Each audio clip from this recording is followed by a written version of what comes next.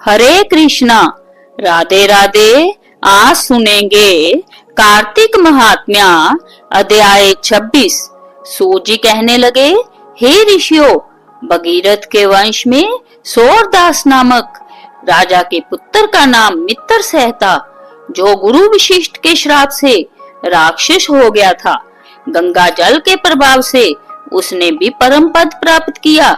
तब ऋषियों ने पूछा, हे सूत जी, गुरु वशिष्ठ ने मित्रसेन को किस कारण से श्राप दिया? कृपा करके यह कथा विस्तार पूर्वक सुनाइए।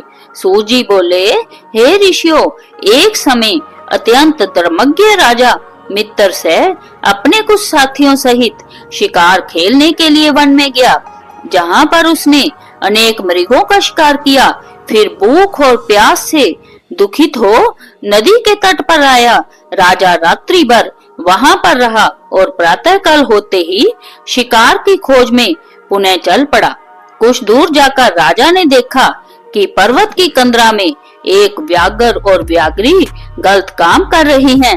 राजा ने धनुष पर बाण चढ़ाकर उन पर छोड़ दिया।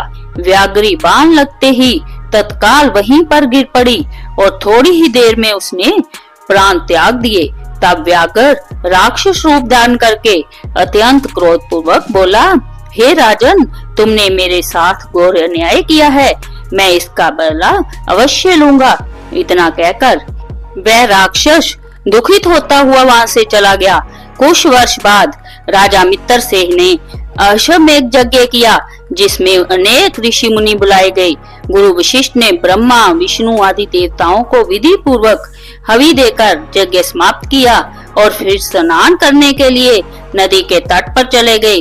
गुरु वशिष्ठ जी के यज्ञ मंडप से जाते ही वह राक्षस, जिसकी स्त्री को राजा ने वन में मार दिया था, बदला लेने के लिए यज्ञ स्थल पर आया।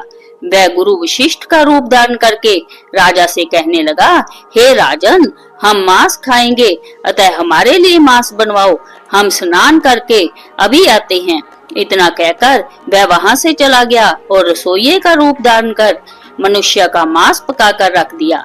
जब वास्तविक गुरु वशिष्ठ जी स्नान करके वापस आए तो राजा ने सोने के थाल में सजा हुआ मांस मिश्रित भोजन उनके आगे परोस दिया।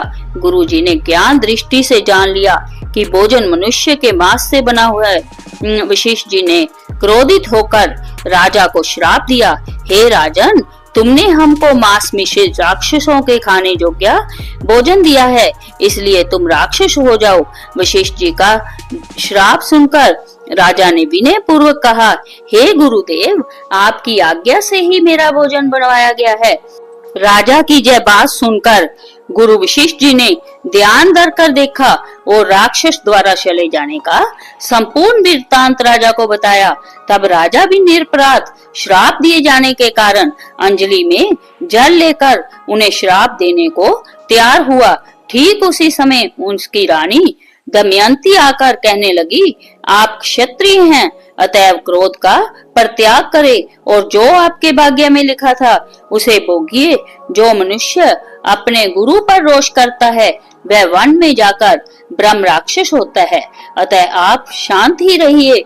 स्त्री के इन वचनों को सुनकर राजा क्रोध त्याग कर विचार करने लगा कि अब क्या करना चाहिए। फिर राजा ने अंजलि के जल को ज्यों ही अपने पैरों पर डाला, त्यों ही उसके पैर काले पड़ गए। इसी कारण वह राजा राक्षस रूप में कलमाशपाद के नाम से विख्यात हुआ। निरपराध राजा गुरु वशिष्ठ के चरणों में गिरकर बारंबार क्षमा मांगते हुए अपनी मुक्ति का उपाय पूछने लगा। तब वशिष्ठ जी ने कहा, क्योंकि यह पाप अनजाने में हुआ है, इसी कारण मेरे श्राप का प्रभाव 12 वर्ष तक रहेगा। इसके बाद तुम अपने वास्तविक रूप में आ जाओगे और अनेक वर्षों तक राज्य का भोग करते हुए गंगा जल के प्रभाव से मुक्ति प्राप्त करोगे और भगवान विष्णु की सेवा करते हुए अंत काल में विष्णु लोक को प्राप्त होगे। इतना कहकर गुरु वशिष्ठ जी अपने आश्रम को चले गए और राजा राक्षसी देह धारण कर निर्जन वनों में भूखा प्यासा फिरने लगा। कई वर्ष तक अनेक कष्ट सहन करने के बाद वह राक्षस नर्मदा नदी के तट पर आया और वहां भी पशु पक्षी मनुष्य तथा सर्प आदि खाकर विचरण करने लगा। वहां घूमते हुए उसने एक दिन नर्मदा नदी के तट पर एक मुनि को अपनी स्त्री के साथ रमण करते हुए देखा। भूख से पीड़ित होने पर जैसे व्याघ्र मृग को पकड़ लेता है, उसी प्रकार उसने मुनि को पकड़ लिया। मुनि की स्त्री ने जब अपने पति को राक्षस के हाथों में देखा तो वह राक्षस रूपधारी राजा से विनय पूर्वक बोली, आप वास्तव में राक्षस नहीं बल्कि सूर्य कुल में उत्पन्न मित्रसेन नामक राजा है। मेरा पुत्र अभी छोटा है, अतः बिना पति के इस वन में कैसे निर्वाह करूंगी, इसलिए आप मेरे पति को प्राण दान दे दे। प्राण दान से बढ़कर अन्य कोई दान नहीं है। उस स्त्री की इस प्रार्थना का राक्षस पर कोई प्रभाव नहीं पड़ा और जैसे कोई व्याघ्र मृग के बच्चे को पकड़कर खा जाता है, वैसे ही वह राक्षस उस मुनि को खा गया। तब मुनि की स्त्री ने उसे श्राप देते हुए कहा, तुमने मैथुन करते हुए मेरे पति को मारा है, इस कारण जब भी तुम मैथुन करोगे मृत्यु को प्राप्त होकर पुनः राक्षस योनि को प्राप्त होगे। जय दो श्राप एक साथ सुनकर राक्षस देहधारी राजा भी क्रोधित होकर बोला, हे दुष्टे, एक अपराध के बदले में तुमने 2 श्राप दिए हैं, इसलिए तुम भी पिशाचनी बन जाओ।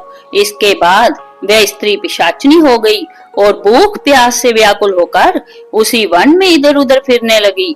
इति 26वां अध्याय समाप्तम।